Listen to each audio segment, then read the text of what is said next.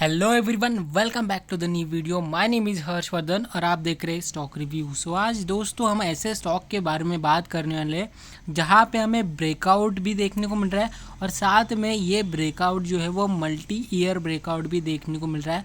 यहाँ पे आज हम बात करने वाले हैं मिंडा कॉरपोरेशन लिमिटेड के बारे में। यहाँ पे आप देख सकते हो स्टॉक में जो है कल के ट्रेडिंग सेशन में यहाँ पे जो है वो एक 5% से भी ज़्यादा की तेज़ी देखने को मिली थी। और यहाँ पे ये जो ब्रेकआउट है ये कंफर्म ब्रेकआउट है, क्योंकि ब्रेकआउट लेवल के ऊपर स्टॉक जो है वो एग्जैक्टली सस्टेंड होते हुए हमें यहाँ पे नज़र आए। तो वीडियो को एंड तक ज़रूर वॉच कीजिएगा। आप पूरे डिटेल में हम एनालाइज करेंगे कौन सा टारगेट हमें यहाँ पे देखने को मिल सकता है, यहाँ पे स्टॉप लॉस क्या होना चाहिए और फ्यूचर को देखते हुए इन्वेस्टमेंट क्या इस स्टॉक में सही है या नहीं। यहाँ पे वीडियो को एंड तक ज़रूर वॉच कीजिएगा, आपको पूरे डिटेल में मैं इसका एनालाइज करके बताऊंगा। और अभी तक आपने हमारा चैनल सब्सक्राइब नहीं किया है तो अभी इसे सब्सक्राइब ज़रूर कर लो और साथ ही में बेल आइकन को भी दबा देना। तो शुरू करते हैं आज के इस वीडियो को। सबसे पहले यहाँ पे आप देख सकते हो कल के ट्रेडिंग सेशन में 5% से भी ज़्यादा की तेज़ी थी। उससे पहले के दो ट्रेडिंग सेशंस की अगर मैं बात करूँ तो यहाँ पे जो है वो हमें बढ़िया तेज़ी देखने को मिली थी। लगभग 16 रुपये प्लस में मोमेंटम भी देखने को मिला था और 7% से भी ज़्यादा की तेज़ी यहाँ पे स्टॉक ने दिखाई थी। उसके बाद में यहाँ पे देखो, उसके बाद में क्या हुआ, ये गिरावट आई, ये 2% की गिरावट आई। ये गिरावट बहुत अच्छी थी। यहाँ पे आप देख सकते हो, यहाँ पे अगर मैं एग्जैक्टली इसे मार्क करूँ तो यहाँ पे हमें ऊपर की ओर देखने को मिल रहा है 2% की गिरावट थी और 5 रुपये माइनस में यहाँ पे स्टॉक ने शो हुआ था। मतलब कि प्राइस जो है वो 5 रुपये नीचे गिरा था। यहाँ पे ये गिरावट इस वजह से अच्छी है क्योंकि यहाँ पे आप देख सकते हो इसका जो ब्रेकआउट मिला है, यहाँ पे अगर मैं मार्क करूँ हॉरिजॉन्टल लाइन तो यहाँ पे आप देख सकते हो एग्जैक्टली ये जो ब्रेकआउट लाइन है, अगर मैं इसे प्रॉपरली मार्क करूँ वीक टू वीक तो यहाँ पे कुछ इस तरह से ये बनते हुए नज़र आएगा हमें। तो यहाँ पे मैं इसे डार्क कर देता हूँ ताकि आपको अच्छे से दिखे। तो ये जो इसका ब्रेकआउट है, यहाँ पे आप देख सकते हो स्टॉक ने एक बढ़िया रैली दिखाई, रेजिस्टेंस फेस किया। यहाँ पे आप देख सकते हो कितनी बार स्टॉक ने इस पर्टिकुलर जगह से रेजिस्टेंस लिया। सबसे पहले तो यहाँ पे एक बार रेजिस्टेंस मिला, उसके बाद में यहाँ पे रेजिस्टेंस मिला, उसके बाद में फिर यहाँ पे रेजिस्टेंस मिला। लेकिन यहाँ पे पिछले दो ट्रेडिंग सेशन में क्या हुआ, यहाँ पे वॉल्यूम भी बढ़े और स्टॉक ने इस लेवल को अच्छे से ब्रेकआउट किया। और साथ में मैं इस वजह से कंफर्म कह रहा हूँ कि ये ब्रेकआउट बहुत कंफर्म है क्योंकि इसने ब्रेकआउट करके एग्जैक्टली इसके ऊपर ये स्टॉक सस्टेंड हुआ है। मतलब कि जो गिरावट आई थी, जो प्रॉफिट बुकिंग आई थी, वो इस लेवल के नीचे हमें नहीं जाती हुई देखने को मिली। इसी वजह से मैं कह रहा हूँ कि ये कंफर्म स्टॉक है, यहाँ से ये गिरावट जो है वो नहीं आएगी। और यहाँ से स्टॉक जो है सबसे पहले जो टारगेट्स की अगर मैं बात करूँ तो यहाँ पे इस पर्टिकुलर लेवल से अगर मैं इसे मार्क करूँ, यहाँ पे अगर हम इसे मेजर करें तो यहाँ पे इसे अगर मैं मेजर करूँ तो एग्जैक्टली इस लेवल के अराउंड से 250 का सबसे पहला टारगेट बनेगा हमारा, जो को है 23 रुपीज़। हम यहाँ से इस स्टॉक को अब देख रहे हैं। और यहाँ पे स्टॉप लॉस की अगर मैं बात करूँ तो एग्जैक्टली इसके नीचे हमारा स्टॉप लॉस आएगा 15 रुपये का स्टॉप लॉस हमारा आएगा और 22 से 23 रुपये का यहाँ पे हमारा टारगेट आएगा। इसका मतलब कि 1:1.5 का अराउंड यहाँ पे रिस्क रिवार्ड कुछ बन रहा है। अगर मैं इसके ऊपर के लेवल की अगर बात करूँ तो सबसे पहले 1:1 अगर आपको मिलता है तो आपको एसएल ट्रिल कर लेना है। लगभग यहाँ पे आपको एसएल जो ट्रिल होगा वो 230 के ऊपर आपको आपके एसएल को ट्रिल करके चलना है। मतलब कि अगर यहाँ से स्टॉक में गिरावट भी आती है तो आप जो यहाँ पे एंट्री लोगे तो आप कुछ ना कुछ लेके निकलोगे। 1-2 रुपये ऊपर ही आपको स्टॉप लॉस इसका देना है। अगर ये 250 हिट करता है और नीचे आता है तो की मैं बात कर रहा हूँ। और अगर आप एग्रेसिवली नहीं ट्रेड करते हो, आप सेफली ट्रेड करते हो तो 250 के अराउंड आपको इसमें से निकल जाना है।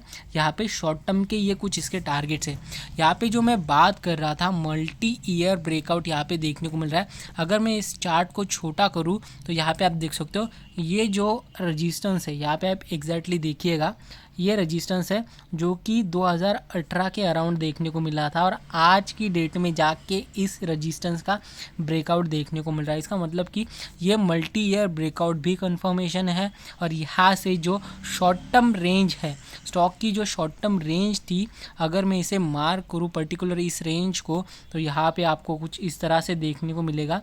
ये जो शॉर्ट टर्म रेंज है स्टॉक की, इस रेंज के अंदर जो स्टॉक था यहाँ पे कुछ इस तरह से ये रेंज बनी थी, इस रेंज का भी ब्रेकआउट मिल चुका है और यहाँ पे वॉल्यूम से भी ये कंफर्म हुआ है कि यहाँ पे वॉल्यूम बहुत बढ़िया है और 250 के अराउंड ये स्टॉक ज़रूर देखने को मिलेगा। तो इसी वजह से मैं कह रहा था कि हाईली कंफर्म ये स्टॉक है, यहाँ पे आप इन्वेस्ट कर सकते हो। मतलब कि यहाँ पे 22 टारगेट के लिए, मतलब कि 250 पॉइंट के लिए, 250 लेवल के लिए और 20 पॉइंट्स के लिए यहाँ पे आप इन्वेस्ट कर सकते हो, यहाँ पे आप स्टॉक में एंट्री ले सकते हो। तो ये इसकी कुछ डिटेल्स थी। अगर आपको इस स्टॉक में इन्वेस्टमेंट करना है थोड़े से लॉन्ग टर्म के लिए, या फिर आपको लग रहा है कि ये स्टॉक 300 रुपये, 350 रुपये के भी लेवल्स दिखा सकता है या फिर 400 रुपये के भी लेवल्स दिखा सकते हैं, तो आपको इसके फंडामेंटल्स ज़रूर जानने चाहिए।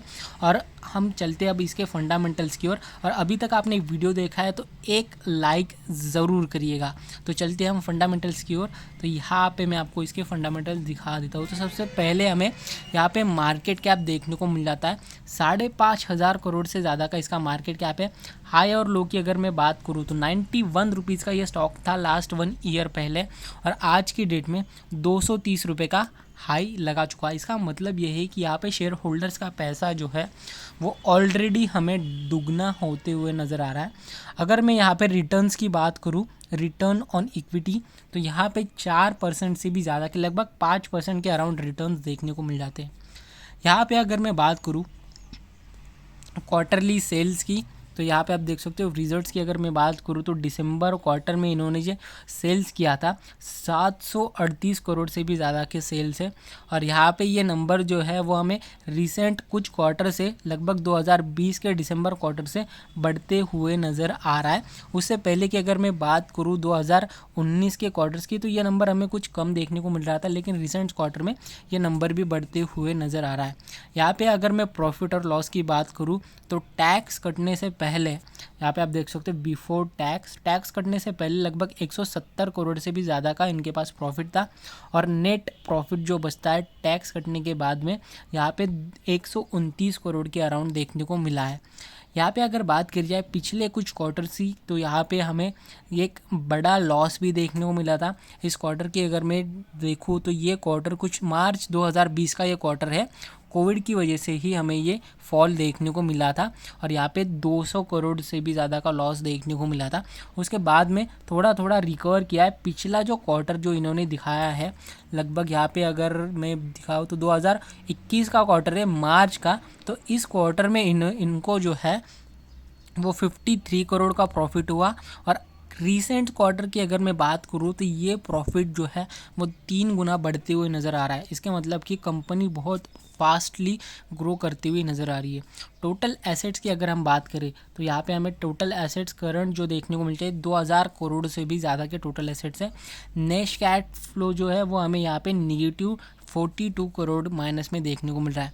शेयर होल्डिंग पैटर्न को अगर हम समझे तो यहाँ पे सबसे पहले आप देख सकते हो प्रमोटर के पास में 64% से भी ज़्यादा का स्टेक है।